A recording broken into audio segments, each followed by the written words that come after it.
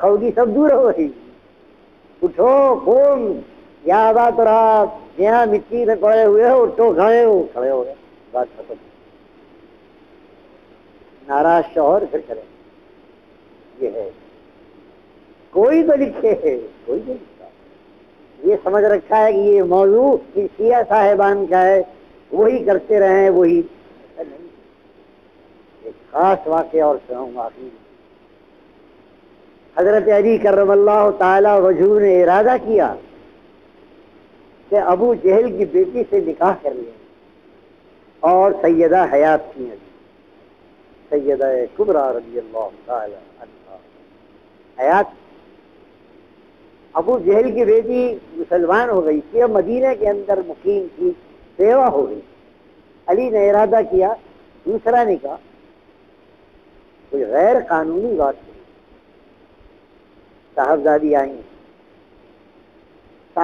آئیں کہا آؤ بیٹھو. کہاں ابا جان؟ اب دیکھیے کس ادب سے شکایت کر رہی ہیں بات. ہاں ابا جان، اس باپ کے بارے میں کیا خیال ہے آپ کا کہ جو اپنی بیٹی کی پرواہ ہی نہ کرتا ہو کہ اس کا داماد اس پر شوکت لا رہا ہے؟ اللہ. ہاں ابا جان، کیا خیال ہے آپ کا اس داماد کے بارے میں جو اس باپ کی بیٹی پر شوکت لا رہا ہو؟ سمجھ گئے. کہا بیٹی صاحب کہو کیا کہہ رہے. کہا وہ آپ کے داماد ابو جہل کی بیٹی کو اپنے نکاح میں لانا چاہتے ہیں. فوراً تشریف لے آئے. صحابہ کرام دیکھ کر کے اللہ کے رسول آ گئے. جواب کہا علی سے کہہ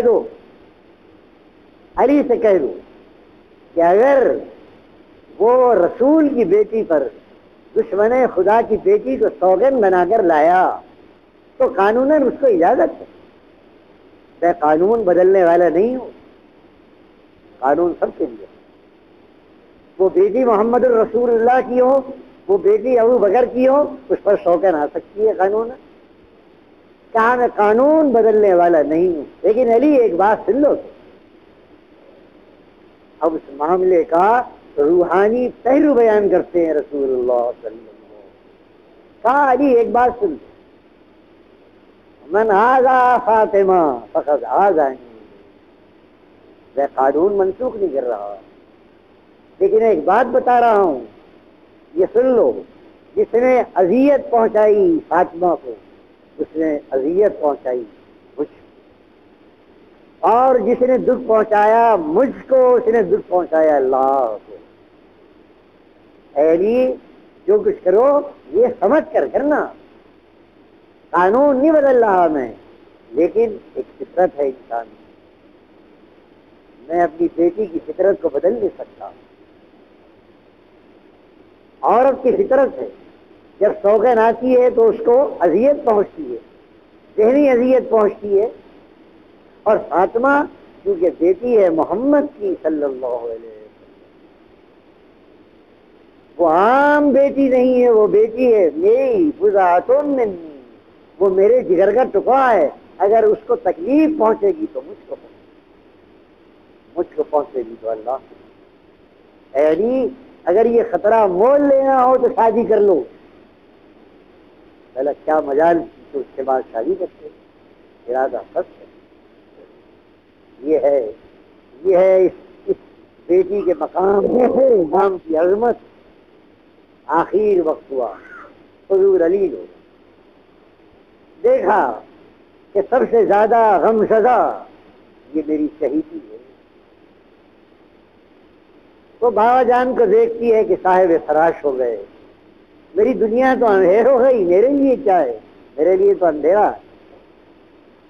بلایا اس بیماری کے ایام میں بیٹی کو بلایا اور بلا کر کان میں کچھ خسر کی رونے لگی. بکان شدیدہ عورت ذات کی رونے لگی، چیخنے لگی. گھبرا گئے رسول اکرم صلی اللہ علیہ وسلم. یہاں گھبرائے. پھر کچھ کان میں کہا، یہ ہنسنے لگی. بات ختم. حضرت عائشہ فرماتی ہیں رضی اللہ تعالی عنہ، جو اس مجلس میں موجود تھی، میں نے آ کر کہا باپ سے کیا آپ کا راز و نیاز ہوا؟ صاحبزادہ جی باپ سے کیا راز و نیاز ہوا؟ کہ لا افشی، اما جان میں اپنے باپ کا راز کھول نہیں سکتی، میرا اور ان کے درمیان کیا راز رہا لاؤ میں نہیں کھول سکتی۔ وصال ہو گیا حضور اکرم صلی اللہ علیہ وسلم۔ حضور کے وصال کے بعد پھر آئیں ایک دن، کہا فاطمہ بیماری علیہ کا میرا حق ہے تم اللہ پر، میں اس حق کا واسطہ دے کر کہتی ہوں یہ بتاؤ کہ اس دن کیا راز و نیاز تھا باپ اور بیٹی کے درمیان؟ کام بجا پہلے میرے ابا جان نے کان میں یہ کہا کہ بیٹی گھبرانے کی بات نہیں ہے، تیرے باپ کا بلاوا آ گیا اور اس نے قبول کر لیا ہے۔ ہمیں تو رونے لگی، لیکن تیرے باپ کا بلاوا آیا اللہ کے ہاں سے اور تیرے باپ نے بلاوے کو قبول کر لیا ہے، رونے لگی۔ جب رونے لگی پھر بلایا، کہا نہیں رو رہی ہے، اور اب کان میں یہ کہا کہ میری اہل بیت میں اور میرے خاندان میں میری بیٹی سب سے پہلے تو اس سے ملاقات کرے گی۔ کہ بیٹی گھبرا گئی، رونے لگی، جدائی ہے جدائی سب سے، لیکن خوشخبری سن لے کہ میرے یہاں سے جانے کے بعد اگر مجھ سے پہلے سب سے پہلے کو ملاقات کرے گا تو وہ تم ہوگی اور کوئی دوسرا نہیں۔ جب بابا جان نے یہ کہا تو میں خوش ہو گئی، میں خوش ہو گئی۔ 6 مہینے زندہ رہی ہیں سیدہ کبریٰ رضی اللہ تعالی عنہ، کل 6 مہینے ابا جان کے بعد وفات کے بعد، اور سب سے پہلا حادثہ انتقال کا حضرت سیدہ کبریٰ کا ہوا ہے اہل بیت رسول، وہ پیشین گوئی کہ پہلے ملاقات تم کرو گی مجھ سے، پریشان کیوں ہوتی ہو؟ یہ مقام ہے سیدہ کبریٰ۔ یہ میں نے اس لیے کھولا کہ مجھے افسوس ہوتا ہے کبھی دیکھ کر کہ بھئی کتابوں میں اس مقدس ہستی کے تذکرے میں کوئی چھوٹی موٹی کتاب تو اہل سنت نے لکھی ہو، کوئی کتاب نہیں۔ اللہ اکبر اللہ اکبر، جس کا گویا تذکرہ اہل سنت کا سب سے مستند راوی ہیں حضرت عائشہ، مستند راوی، کو شیعہ راوی نہیں ہے، حضرت عائشہ، کہ وہ فرماتی ہیں کہ میں نے تو سیدہ کبریٰ سے زیادہ مشابہ کسی کو پایا ہی نہیں حضور اکرم صلی اللہ علیہ وسلم، دلن و سمتن و ہدین و کلامن، بات کرتی تھی تو یہ معلوم ہوتا تھا کہ حضور کو سنی، چال ڈھال کا انداز یہ تھا کہ حضور آ رہے ہیں، آزاد حسرت مکمل شبیہ قرار دیا ہے حضرت عائشہ نے اپنے قول میں۔ اللہ تعالیٰ پھر یہ بھی کہہ دوں کہ یہ 6 مہینے علیل رہی ہیں حضور کے پاس، 6 مہینے بستر پر رہی ہیں، تو 6 مہینے پر میں بستر پر پڑے پڑے کبھی اہل خانہ نے مسکراتے نہیں دیکھا، اس قدر غمزدہ تھی، رہی باپ کے پاس۔ اگر چہرے پر مسکراہٹ آئی تو کب آئی؟ یہ ہے سبق اس امت کی بیٹیوں کے لیے، ماؤں کے لیے۔ ایک دن حضرت اسماء حضرت ابو بکر کی صاحبزادی آئیں تعزیت کے لیے، حضرت سیدہ زہرا کی، پوچھا کہ آپ اس قدر ملول کیوں ہیں؟ صاحبزادی آپ اس قدر رنجیدہ اور ملول کیوں ہیں آخر؟ باپ کا صدمہ ہے؟ فرمایا مجھے باپ کا اتنا صدمہ نہیں ہے۔ پھر کہا مجھے اس بات کا صدمہ ہے کہ مجھے عام جو مردوں کے جنازے کو اٹھانے کا طریقہ ہے اسی طرح مجھ کو بھی اٹھایا جائے گا، اور چادر کے اندر سے میرے اعضاء باہر نظر آئیں گے۔ اے اسماء ایک بات کا غم، بات کا غم تو ہے ہی، لیکن اب ایک بات کا غم بہت ہے۔ رواج وہی تھا، وہی چارپائی، چارپائی پر چادر، تو اب چادر کے اوپر سے مردے کے اعضاء نظر آتے ہیں، یہ ہاتھ ہے، یہ پیر ہے، یہ پیٹ ہے، یہ چہرہ ہے، نظر آتا ہے کا یہ غم، یہ ہے پردے کا عالم، یہ ہے صاحبزادی رسول کے پردے کا عالم اور پردے کا ذوق.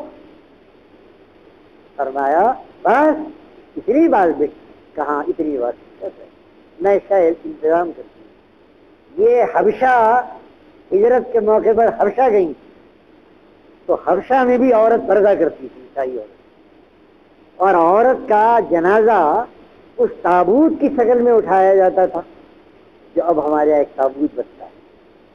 اب تو خیر وہ بشری ہے، کروٹیں ہیں اس کی، اور اگر کوئی چارپائی ہو تو پہلے خپچیاں باندھ دیا کرتے تھے، وہ اسے تابوت ہے. یہ گئی حضرت اسما ایک چارپائی لائی اور اس پر خپچیاں اس طرح باندھ کر حضرت سیدہ کبریٰ کو دی. صاحبزادی ہم تو آپ کو اس طرح اٹھائیں گے، ہم عام مردوں کی طرح مشہری یا اس طرح، دیکھیے اس طرح اٹھائیں گے ہم آپ کو. فرماتی ہیں اہل بیت رسول کہ 6 مہینے کے بعد آج حضرت سیدہ کبریٰ کے چہرے پر مسکراہٹ پائی گئی تھی. 6 مہینے کس بات پر مسکراہٹ آئی؟ کہ اللہ نے میرے اعضاء کی ظاہری ساخت کو بھی مستور کر دیا. حالانکہ عورت پردہ اتنا ہی ہے کہ عورت کپڑا ڈال لو، ختم ہو گیا، پردہ آ گیا، لیکن پردہ انتہائی پردہ کہ کپڑے کے اندر سے جسم کی ساخت بھی نظر نہ آئے، یہ حیات، یہ شرم کی صاحبزادی رسول صلی اللہ علیہ وسلم. اللہ تعالی ان کے کردار اور ان کے صبر اور ان کی قناعت اور ان کی حیا اور ان کی شرافت اس امت کے لیے قابل عمل بنا دی.